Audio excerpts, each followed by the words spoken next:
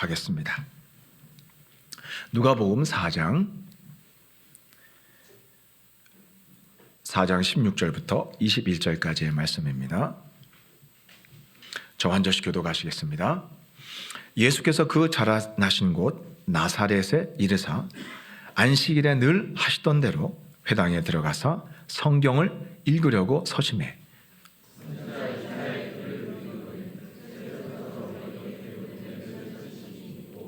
주의 성령이 내게 임하셨으니 이는 가난한 자에게 복음을 전하게 하시려고 내게 기름을 부으시고 나를 보내사 포로된 자에게 자유를 눈먼 자에게 다시 보게 함을 전파하며 눌린 자를 자유롭게 하고 책을 덮어 그 맡은 자에게 주시고 앉으시니 회당에 있는 자들이 다 주목하여 보더라.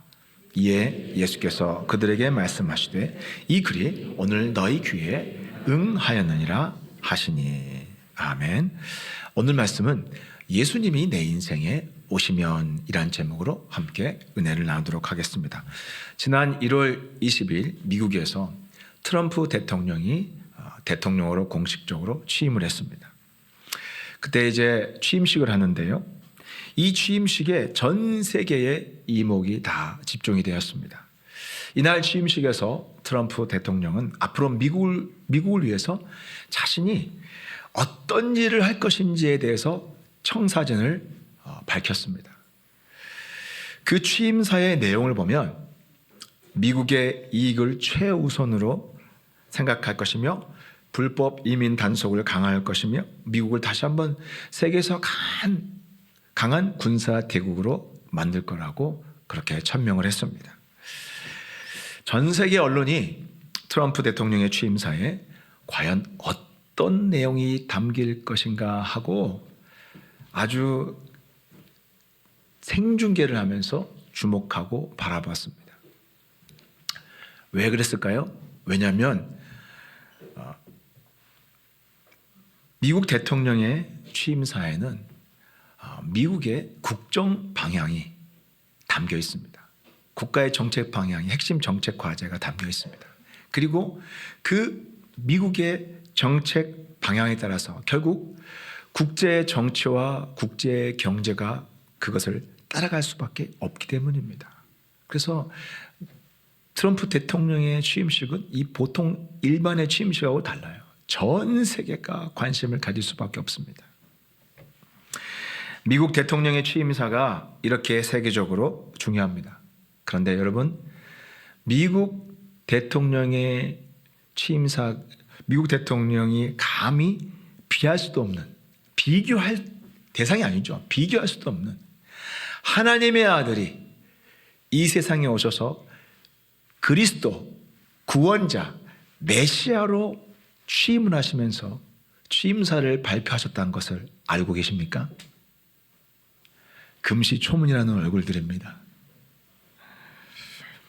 오늘 읽었던 그 말씀이 바로 예수 그리스도의 취임사가 되는 것입니다.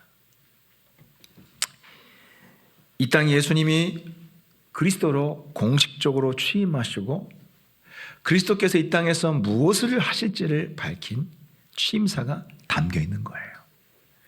우리 16절 한번 읽어볼까요? 오늘 본문 16절 다 같이 읽어보겠습니다. 시작. 예수께서 그 자라나신 곳 나사렛에 이르사 안식일에 늘 하시던 대로 회당에 들어가사 성경을 읽으려고 서심해 선지자 이사야의 글을 들이거늘 책을 펴서 이렇게 기록된 데를 찾으시니 곧. 예수님은 회당에 들어가셔서 이사야서의 한 부분을 일부러 찾으셨습니다. 이사야서에 오늘 읽었던 그 본문을 이사야서에서 찾으시고 그리고 읽으신 것입니다. 회당에 있던 모든 사람들은 예수님이 그 본문을 일부러 탁 콕 집어서 찾아가지고 읽으신 다음에 도대체 그 예언서의 그 본문을 가지고 무슨 말씀을 하려고 하시나 하면서 사람들이 모두 다 숨죽이면서 주목해서 바라봤습니다. 그때 예수님이 이렇게 말씀하셨습니다. 21절 한번 볼까요? 다 같이 읽어보겠습니다. 시작. 이에 예수께서 그들에게 말씀하시되 이 글이 오늘 너희 귀에 응하였느니라 하시니. 예수님이 읽으셨던 그 말씀은요, 그 당시로부터 700년 전에, 700년 전, 예수님이 오시기 700년 전에 이사야서를 통해서 기록된 예언입니다. 예언의 내용이었습니다. 그 예언의 말씀이 마침내 700년 만에 지금 이제 이루어지게 되었다라고 예수님이 말씀하신 것입니다. 이사야서의 예언이 어떤 내용인지 우리 한번 이사야 원문을 가지고 찾아서, 본문을 가지고 찾아서 한번 읽어보겠습니다. 우리 이사야서 61장 1절 한번 읽어보겠습니다. 다 같이 읽어보겠습니다. 시작. 주 여호와의 영이 내게 내리셨으니 이는 여호와께서 내게 기름을 부으사 가난한 자에게 아름다운 소식을 전하게 하려 하심이라.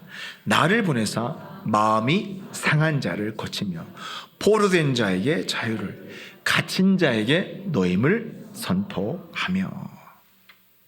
자, 여기 보면 주 여호와의 영이 내게 내리셨으니 나를 보내사 이렇게 했는데, 여기서 내게 그리고 나, 여기서 지칭한 나라는 존재가 누굴까요?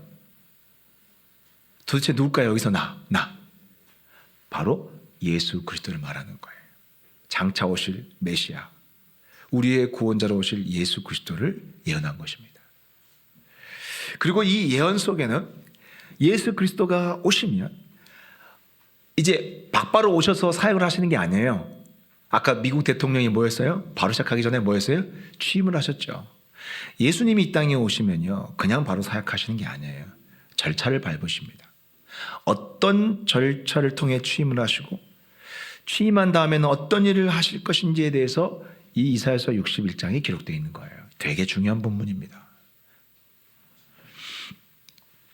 자, 예수님은 우선 이 땅에 오셔서 이제 공식적으로 사역을 하시기 전에 어떤 절차를 밟으셨을까요?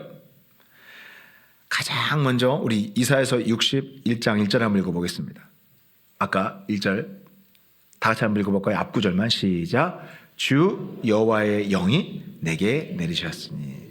자, 이게 뭐냐면, 자, 미국 대통령은 취임할 때 어떤 일을 합니까? 그 성경책에다가 손을 얹고 선서를 합니다. 이게 취임식에서 엄청 핵심적인 행사예요. 성경에 손을 얹고 선서를 합니다. 이게 이제 취임 절차예요. 그런데 예수님은 어떤 절차를 밟냐면, 아까 이사야서 61장 1절이에요. 성령이 예수님의 머리 위에 임하는 것이 취임식 절차예요.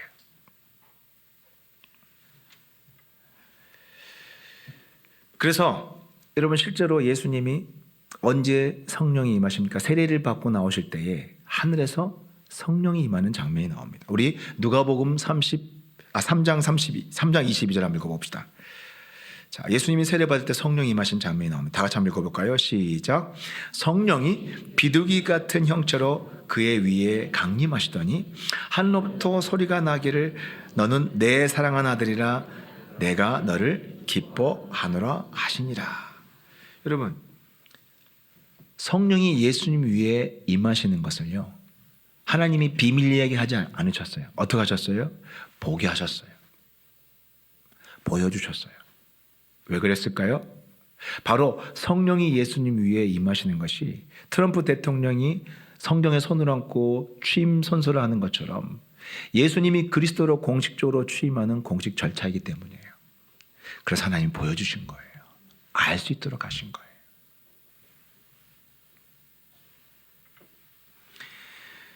자, 이사야 61장 예언에 따르면 성령이 임하신다는 것은 기름을 붓는 것이라고 말하고 있습니다. 우리 다시 한번 이사야서 61장 1절 전체를 읽어보겠습니다. 시작. 주 여호와의 영이 내게 내리셨으니, 그 의미가 뭔지 알려주는 거예요. 시작. 이는 여호와께서 내게 기름을 부으사. 여러분, 아까 미국 대통령이 취임 선서하는 것처럼 이스라엘은 왕이요, 취임할 때에 왕의 머리에 기름을 붓습니다. 바로 그걸 하는 거예요. 미국 대통령은 성경책에 선서를 하지만 이스라엘의 왕은 취임할 때 기름을 머리에 부는데 예수님은 사람이 아니고 하나님의 아들이시기 때문에 그냥 올리브 기름을 머리에 붓는 것과는 차원이 다른 방식으로 하나님이 기름 붓습니다. 뭘로 기름 붓습니까? 올리브 기름이 아니라 뭘로요? 성령으로 기름을 부으셔서 하나님의 아들이 이 땅에 오셔서 공식적으로 그리스도의 사역을 시작하도록 하나님이 취임식을 진행하시는 거예요. 그게 성령으로 기름 붓는 거예요. 이해가 되시죠? 이제 성령이 임하심으로 성령의 기름 부으심이 임함으로 공식적으로 이제 그리스도의 사역으로 취임하셨습니다. 자, 그리고 트럼프 대통령이 취임식을 하고 난 다음에 그다음에 이제 뭘 합니까? 취임사를 선포하죠. 앞으로 자기가 미국을 위해서 무엇을 할 것인지를 공식적으로 약속을 합니다. 나는 이렇게 국민들을 위해서 하겠습니다. 약속하죠. 자, 그렇다면 예수님이 취임사를 통해서 우리를 위해서 약속하신 일이 무엇일까요? 우리는 예수님이 취임사를 통해서 우리에게 약속하신 것을 잘 기억할 필요가 있습니다. 왜냐하면 우리에게 주신 약속이기 때문입니다. 여러분이 이 예수님의 약속을 기억하고 기도할 때마다 또 필요할 때마다 예수님 이렇게 약속하셨으니 응답해 달라고 구하신 여러분 되시기 바랍니다. 그 약속이 무엇인지 살펴보겠습니다. 이사야서 61장 1절 그 다음에 읽어보겠습니다. 계속 이는 시작 이는 여호와께서 내게 기름을 부으사 가난한 자에게 아름다운 소식을 전하게 하려 하십니다. 예수님이 성령으로 기름 부음을 받고 취임하신 목적이 뭐라는 거예요? 가난한 자에게 아름다운 소식을 전하게 하렵니다. 복음이라고 말하죠. 우리는 아름다운 소식, 복음을 누구에게요? 어떤 사람들에게? 가난한 사람들에게 전하려고 하신다는 거예요. 자, 여기서 가난한 사람들은 어떤 사람들일까요? 돈이 없는 사람들일까요? 통장에 잔고가 없는 사람들일까요? 자, 여기 보면 성경은 그렇게 말하지 않습니다. 여기서 가난한 사람들은 돈이 없는 사람들이 아닙니다. 여러분, 만일 예수님이 이 땅에 오셔서 돈 없는 사람들만을 구원하시고 그들에게만 복음을 전하려고 하신다면 여러분, 강남에서 집을 가진 사람들은 아무도 구원 못 받습니다. 그렇죠? 그리고 강남에 교회를 세우면 안 돼요. 저 사람들은 구원 못 받은 사람들이니까. 그 하나님의 뜻을 어기는 거예요. 우리 세곡사나이도 옮겨야 돼요. 여기 강남에 있으면 안 돼요. 왜? 가난한 자에게, 돈이 없는 사람들에게 예수님 복음을 전하러 오셨고 돈이 없는 사람들에게만 아름다운 소식을 전하라고 오셨다면 교회가 여기 세워지면 안 되는 거예요. 따라서 우리는 예수님의 말씀대로 가난한 자가 돈이 없는 사람들을 말하는 것이 아니라는 것을 금세 눈치를 채야 됩니다. 그렇다면 그 가난한 자는 어떤 사람들일까요? 고통 가운데 있는 모든 사람들을 말하는 것입니다. 여러분, 따지고 보면 물질의 가난도요, 우리에게 고통을 주는 원인 중에 한 일부에 불과해요. 한 종류에 불과해요. 그러니까 가난도 고통을 주는 일부분에 불과한 거예요. 저도 이 전도사 시절부터 지금까지 강남에 있는 교회에서만 사역을 했습니다. 25년간 그러고 보니까 이 강남에 있는 지역에서만 사역을 했어요. 대체로 이렇게 여유 있고 잘 산다고 하는 사람들, 우리나라에서 제일 좋은 직종들, 대표적인 직종들, 의사, 변호사, 고위 관료, 사업가들의 가정들을 보았지만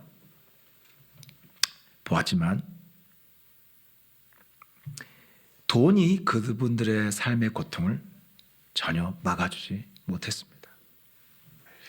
한 번은 제가 부동산으로 돈을 많이 모은 분, 타워팰리스에 사시는 분이 그때 저에게 신방을 요청해서 찾아갔습니다. 가니까 굉장히 큰 평수에 좋은 집이죠. 그런데 그 집에 들어갈 때 제가 그때 하나님이 주신 느낌이 뭐냐면 영적으로 굉장히 집이 어두웠어요. 불을 켰는데 그 불을 켠 그 밝기가 느껴지지 않고 침침한 영적인 어두움이 느껴졌어요. 들어가 보니까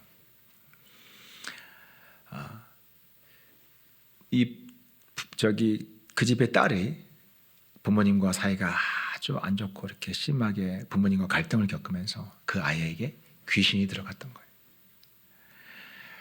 그 귀신에게 사로잡힌 아이는 방 저기 끝쪽에 집의 제 끝에 안쪽에다가 딱 칸을 쳐놓고 아무도 못 들어오게 그 속에서 그냥 동굴처럼 박혀서 살아가는 거예요.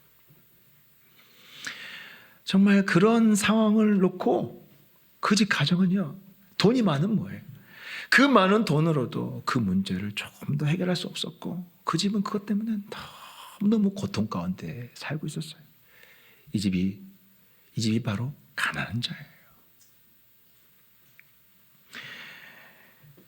따라서 본문의 가난한 자는 물질이 없는 자만을 말하는 것이 아니라는 것을 우리는 경험적으로도 알 수 있고 또 본문 뒤에 그 근거가 바로 나와 있습니다. 가난한 자 뒤에 가난한 자가 어떤 사람들인지 더 구체적으로 설명해 주고 있습니다. 우리 이사야서 61장 1절 다시 한번 보겠습니다. 나를 보내사 시작. 나를 보내사 마음이 가난한 자, 상한 자를 고치며 포로된 자에게 자유를 갇힌 자에게 노임을 선포하며. 아까 앞에 가난한 자에게 아름다운 소식을 전하기 위해 기름 부으셨다고 했는데 뒤에 보면 그 전할 대상자들이 아주 명확하게 명시되어 있어요. 어떤 사람들입니까? 세 종류의 사람들이 나옵니다. 세 종류의 가난한 사람들이 나옵니다. 어떤 사람들입니까? 마음이 상한 자, 그리고요 포로된 자, 그리고요 갇힌 자들이라는 거예요. 자, 우리는 첫 번째 마음이 상한 자들을 살펴보도록 하겠습니다. 이 사람들이 어떤 사람들입니까? 여기서 상하다는 단어는 샤바르라는 히브리어 단어가 쓰였는데 깨지다 라는 뜻이에요. 파괴되다. 그러니까 마음이 상하다는 것은 마음이 깨졌다는 거예요. 구약 성경에 보면 항아리가 깨질 때 이 샤바르라는 단어가 쓰였어요. 쨍그랑하고 깨질 때 이 샤바르라는 단어가 쓰입니다. 깨지다. 우리의 마음은요 항아리처럼 깨지기 쉽습니다. 쉽게 금이 가고 쉽게 깨어집니다. 특히 사람과의 관계 속에서 자주 깨지고 금이 갑니다. 부부 사이에, 또 부모와 자식 간에, 그리고 친구 사이에, 그리고 직장에서, 심지어 교회에서 성도들과 지체들 간 사이에서 마음이 깨지는 거예요. 하루에도 몇 번씩 항아리 깨지듯이 쨍그랑하고 우리는 말을 주고받으면서 또 상처를 주고받으면서 마음이 쨍그랑하고 깨어집니다. 제가 맡았던 그 교구 성도님의 아들이 심각한 우울증이 생겼습니다. 근데 이제 상담을 해보니까 원인이 있었어요. 이 아들이 우리나라 유명한 대기업의 디자인 파트에서 일을 했습니다. 그런데 이제 대기업에서는 경쟁도 심하잖아요. 팀 단위로 프로젝트를 하는데 아마 이 친구가 팀 프로젝트를 잘 못 따라갔던 것 같아요. 그러니까 하루는 그 선배 하나가 조그만 쪽지에다가 영어 단어 하나 써주면서 이게 뭔 뜻인지 찾아봐 그러더래요. 너야 그러면서 찾아보라고 그래요. 영어 단어가 뭐냐면 패러사이트였어요. 여러분 옛날에는 이건 지금은 많이 알려진 단어지만 옛날에는 이거 어려운 단어였어요. 그래서 이 친구가 찾아보니까 기생충이라는 단어예요. 기생충. 그 뜻을 찾아본 순간 이 친구의 마음이 쨍그랑하고 깨져버렸어요. 그리고 큰 상처를 받고 회사를 퇴직했습니다. 여러분 혹시 이렇게 마음이 쨍그랑하고 누군가의 상처를 받고 깨어진 적이 혹시 없습니까? 언젠가 한 학생이 기도회에서 이렇게 엉엉 소리를 내서 큰 소리를 울더라고요. 저도 마음이 아파서 엉엉 울기에 가서 앞에 가서 기도를 해줬는데 나중에 이제 왜 그랬는지 이야기를 하는데 자기 반에서 자신을 왕따시켰던 그 친구의 이야기가 떠올라서 그게 떠올라서 다시 엉엉엉 울게 됐다는 거예요. 그래서 제가 그게 언제쯤 최근의 일인지 이제 확인했더니 그것도 2, 3년 전이에요. 2, 3년 전에 있었던 일이 생각만 하면 자기도 모르게 통곡이 나오고 엉엉 울게 된다는 거예요. 왜 그래요? 마음이 쨍가랑하고 항아리 깨지듯이 깨어져 버렸기 때문이에요. 지금 이 시대에는요, 아무리 돈이 많아도 또 아무리 좋은 직장에 다녀도 아무리 좋은 학벌 스펙을 가져도요, 이렇게 마음이 쨍그랑하고 부서져서 병든 채 살아간 사람들이 얼마나 많은지 모릅니다. 그 사람들은요, 보니까 스스로 잘 못 일어나더라고요. 그러니까 우울증이나 여러 가지 마음의 병을 안고 살아가는 거예요. 그런데 오늘 주님은 그리스도로 취임하시면서 어떤 약속을 해주셨습니까? 이렇게 마음이 깨어진 자들, 마음이 상한 자들을 내가 치료하고 다시 일으키겠나라고 주님이 약속하셨습니다. 이 예수님이 저와 여러분에게 찾아오셔서 깨어진 마음을, 산산조각이 난 우리의 마음을 다시 다 붙이시고 온전케 회복시켜 주시는 분이심을 믿으시기 바랍니다. 두 번째 가난한 자는 누구냐면 포로된 사람들입니다. 포로된 사람들. 여기서 포로된 사람들은 어떤 사람들이냐면 전쟁의 패배해서 노예가 돼요. 노예가 된 이 전쟁 포로들을 가리키는 단어입니다. 여러분, 근데 이 포로된 사람들, 이것만큼 인간의 영적 실상을 아주 정확하게 표현한 단어가 없다고 생각합니다. 인간은요, 모든 인간은 죄와 마귀에게 사로잡혀서 포로 신세로 살아가고 있습니다. 여러분, 그게 눈에 안 보이죠? 근데 이게 실상이에요. 모든 인간은요, 죄와 마귀의 포로가 되어서 한평생을 살다가 죽습니다. 전에 어떤 분에게 전도하려고 하니까 거절하면서 하는 말이, 자신은요, 하나님께 매여서 살아가고 싶지 않다는 거예요. 자기는 매여 사는 걸 너무 싫어하고 자기는 그냥 자유롭게 살고 싶대요. 하나님께 매여 살고 싶지 않대요. 근데 여러분, 이 사람이 말하는 데는 엄청난 착각이 있습니다. 지금 자기가 자유한 줄 알아요. 그런데 성경은 뭐라고 한 줄 아세요? 절대로 자유하지 않다고 말씀하고 있어요. 예수님이 이렇게 말씀하셨습니다. 요한복음 8장 34절 한번 읽어보겠습니다. 시작. 예수께서 대답하시되 진실로 진실로 너희에게 이르노니 죄를 범하는 자마다 죄의 종이라. 이거 정말 무서운 말씀이에요. 여러분들이 세상 사람들이 부인해도 그건 부인한다고 없는 게 아니에요. 내가 아니라고 부인해도 그게 아닌 게 아니에요. 실상이 그렇게 되어 있어요. 예수님 뭐라고 말씀하셨어요? 죄를 범하는 자라는 것은 매일 똑같은 죄를 범한 사람을 말하는 게 아니에요. 한 번이라도 어떤 죄를 범하면 그 사람은 어떻게 된다는 거예요? 예, 죄의 노예가 된다는 거예요. 죄의 종이 된다는 거예요. 딱 한 번만 죄를 범해도 그 사람은 평생 마귀에게 종이 된다는 거예요. 이게 성경이 선포하신 거예요. 이게 실상이에요. 영화에 보면 조폭 조직에 들어가면, 영화에 보면 나오잖아요. 조폭 조직에 들어가면 못 나와요. 조폭 조직에 한번 딱 들어가서 이 조폭 두목의 밑에 딱 소화에 들어가면 내가 빠져나오고 싶어도 못 빠져나옵니다.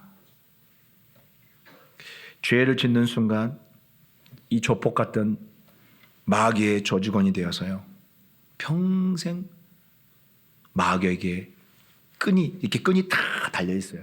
자기가 못 보고 있는 것뿐이지, 그리고 부정하는 것뿐이지 없는 게 아니에요. 실제로 영적으로는 만약 영안이 다 열려서 본다면 사람들 전부 이렇게 마귀에게 끈이 달려가지고 마귀의 조정대로 끌고도, 마귀가 죄 짓도록 끌고 가면 거기서 끌려가서 죄를 짓고, 멀쩡하던 사회에 막 그런 유명한 사람들이 그런 성매매하다가 걸려가지고 잡히더라고요. 얼마나 부끄럽습니까? 그런데요, 그런 죄의 욕망조차 이길 수 없는 게 인간이에요. 아무리 많이 배우고 아무리 출세하고 성공했다 하더라도 그게 인간의 실제예요. 죄의 노예로 살아가는 게 인간의 실제예요. 마귀가 평소에는 가만히 있다가 마귀가 작심하고 사람 그 뒤에 있는 이 끈을 쫙 잡아 당기면 끌려가는 것이 인간이에요. 왜 이런지 모르게 막 죄의 욕망이 내 마음을 사로잡으면서 그 욕정에 붙들려서 끌려가는 게 인간이에요. 이게 인간의 실존이라고요. 예수님은 그걸 말씀하고 있는 거예요. 죄에서 빠져나오기가 얼마나 어려운지 죄의 특징을 가장 잘 보여주는 것이 중독입니다. 중독. 지금 현대인들은 중독의 시대를 살아간다고 그러죠. 다 한두 가지 중독 있다고 하잖아요. 쇼핑 중독, 성 중독, 게임 중독, 분노 중독, 도박 중독, 알코올 중독. 그런데 갈수록 지금 이 세상은 중독의 종류가 늘어나가고 있습니다. 제가 도박 중독을 도와본 적이 있는데요. 정말 무섭습니다. 정말 무서워요. 근데 그 도박 중독을 보면서 이게 죄의 성격이구나. 이 도박이라는 특별한 특이한 행동, 그건 정말 반사회적이고 집안을 완전 망가뜨리는 그 현상의 하나가 그 중독이라는 도박 중독이라는 것이 나타나서 그렇지, 그게 사실 그 뒤에는 근본적으로 죄라는 힘이 있는 거예요. 죄의 양상이 그대로 보여주는 게, 양상을 그대로 보여주는 게 바로 중독이에요. 전에 유튜브에서 강원랜드 카지노에 그 도박으로 망가진 사람들의 이야기가 이렇게 쭉 나오는데, 거기서 들은 가장 충격적인 이야기는 모녀가 함께 도박에 중독돼서 전 재산을 다 탕진했습니다. 그런데 거기서 빠져나오지 못하고요, 그 도박을 계속하기 위해서 성매매를 하면서 거기서 살아가는 거예요. 도박에서 못 벗어나는 거예요. 죽을 때까지 못 벗어나는 거예요. 이게 죄의 본질이에요. 정말 무섭죠.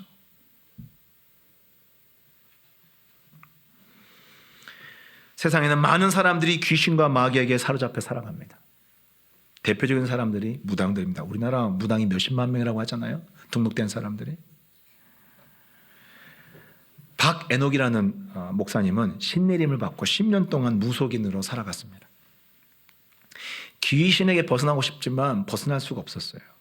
안 그러면 막 화를 당하니까. 귀신이 시킨 대로 말을 들어줬어야 됐어요. 구슬하라면 구슬해야 돼요. 가서 어디 지성을 들으라고 그러면 산속에 깊은 곳에 가가지고 계곡 같은 데서 찬물에 막 지성을 들여요. 끌고 다니면서 그렇게 귀신이 시킨 대로 해야 돼요.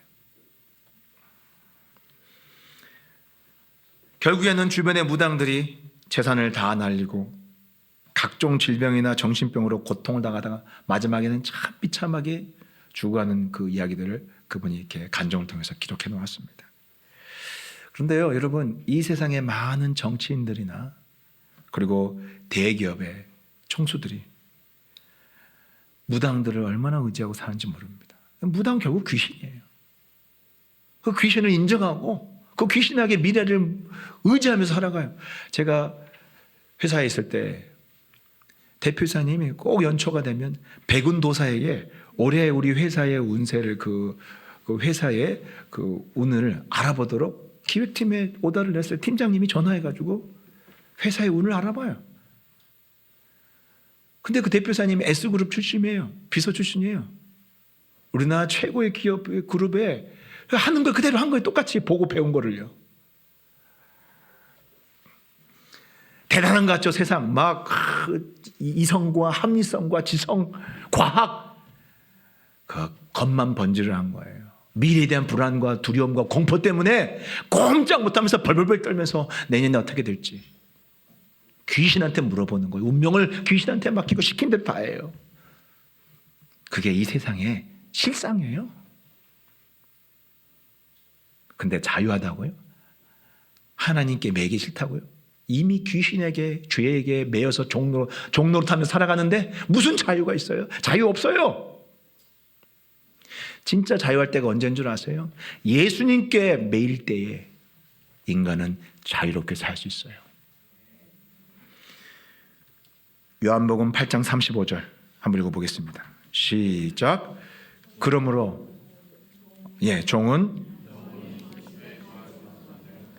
아들은 영원히 거하나니 36절. 그러므로 아들이 너희를 자유케 하면 너희가 참으로 자유케 하리라. 다시 한번 읽어보겠습니다. 시작. 그러므로 아들이 누구예요? 예수 그리스도예요. 예수 그리스도만이 우리를 자유롭게 할 수 있어요. 예수님만이 우리를 자유롭게 하면 그때부터 우리가 참으로 자유롭게 되는 거예요. 그러니까 예수님께 우리가 붙들려 살지 않으면요, 우리는 죄와 마귀와 귀신의 종으로 살아갈 수밖에 없는 것이 세상의 실상입니다. 명심하셔야 됩니다. 누구에게 매이게 있습니까? 예수님께 붙들려 살아간 여러분 되시기 바랍니다. 세 번째 가난한 사람들은 누구냐면 바로 갇힌 사람들입니다. 이 사람들은 불행했던 과거의 아픈 기억과 상처 속에서 갇혀서 살아가는 사람들입니다. 예전에 한 방송에서 제목 카피가 뭐였냐면 읽어드릴게요. 학대의 기억 속에 갇힌 어른들이라는 프로그램을 제가 시청했는데 정말 도움이 많이 됐어요. 학대의 기억 속에 갇힌 어른들. 이건 뭐냐면 어린 시절에 받은 학대와 상처, 그 어린 시절에 받았던 어린 시절에 우린 참 가난한 시대에 또 그리고 지금도 보면 곳곳에서 사회 곳곳에서 그런 사각지대가 있잖아요. 아이들이 상처받고 가정 환경이 너무나 힘든, 특별히 알코올 중독 막 그런 문제로 해서 막 폭력을 행사하고 막 그런 집에서 자랐던, 저도 청년부에서 그런 청년들을 봤는데 그 밑에 자란 청년들 마음에 정말 상처가 커요. 특히 폭력을 당했을 때.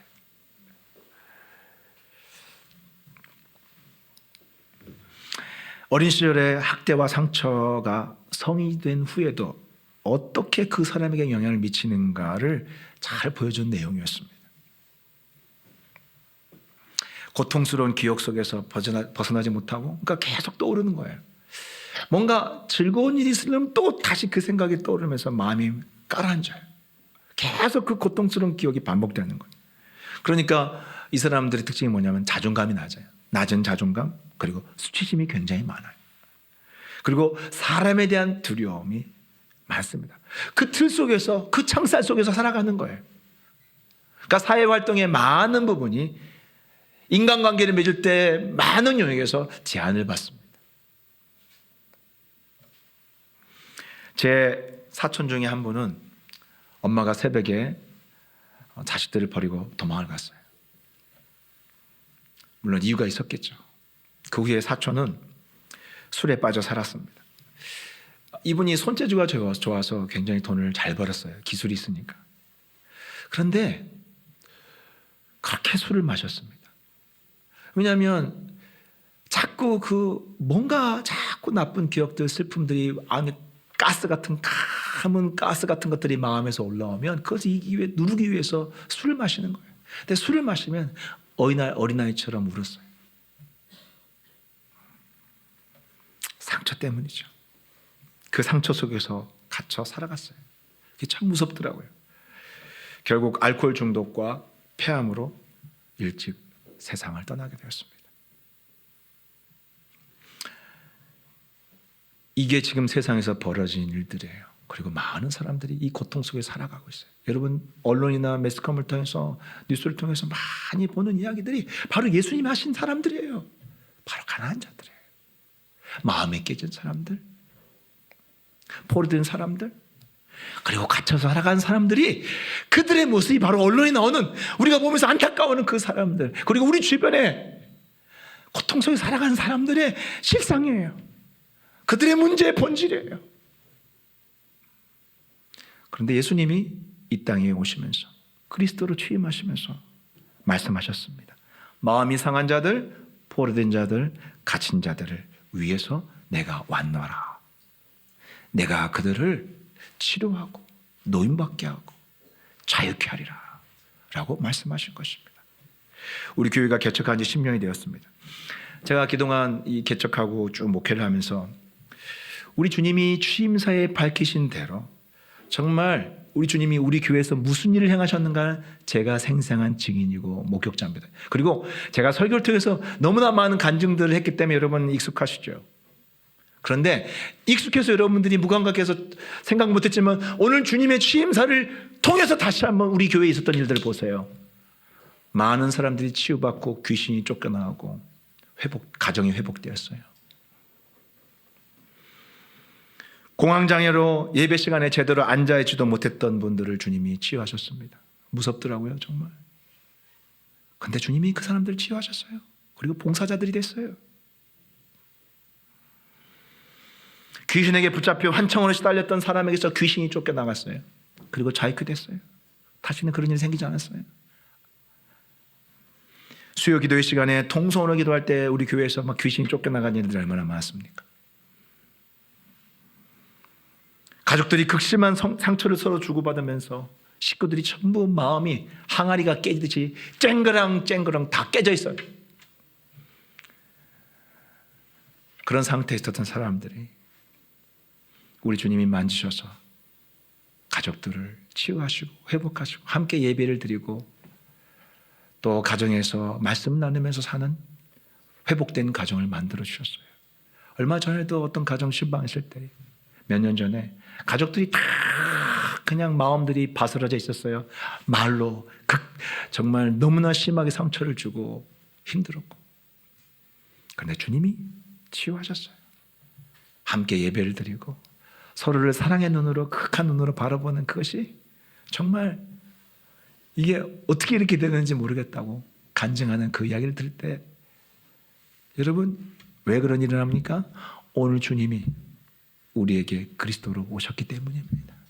그리스도께서 오늘 약속하셨기 때문에 이런 일이 일어난 것입니다. 내가 너희를 치료하고 자유케 하고 내가 너희를 노임받게 하리라 하셨던 것입니다. 주님이 우리 인생에 찾아오면, 우리 가정에 찾아오면 이런 일이 일어나게 되는 것입니다. 주님 앞에 나가면 이런 일이 우리 삶에, 우리 가정에 일어나게 되는 것입니다. 지금 이 힘든 시대를 살아가는 우리에게 오늘 주님이 그리스도로 취임하시면서 우리에게 약속하셨던 이 약속의 말씀이 얼마나 소중한지 모릅니다. 왜냐하면 우린 날마다 학교에서, 가정에서, 직장에서 우리 마음들이 깨어지고 순간순간 우리도 모르게 죄에 사로잡힌 일이 얼마나 많은지 모릅니다. 그때마다 여러분, 오늘 주님이 그리스도의 취임사에서 밝히신 대로 우리를 치료하시고 회복시키시고 우리를 자유케 하시는 이 약속을 믿고 주님께 나가서 주여 나를 치료하여 주시옵소서. 제 마음이 상해 있습니다. 주님 저를 회복시켜 주십시오. 주님 제가 또다시 주님 악한 영들이 저를 사로잡고 저를 놓지 않으려고 합니다. 주님 저를 자유케 하여 주시옵소서. 주님께 나아가 기도한 여러분 되시길 바랍니다. 그러면 즉시 주님이 십자가에서 흘리신 그 피로 여러분의 모든 죄로부터 씻어주실 것이고 즉시 악한 영들로부터 여러분을, 악한 영을 쫓아내시고 여러분을 자유케 하실 것이고 주님이 여러분의 상한 마음들을 만지셔서 치료하시고 회복시켜 주실 것입니다. 이 주님의 약속을 붙잡고 소망하며 이 힘든 시대를 주님을 의지하며 살아가는 저 여러분 되시기를 주 이름으로 축복합니다. 기도하겠습니다. 이 시간 기도할 때에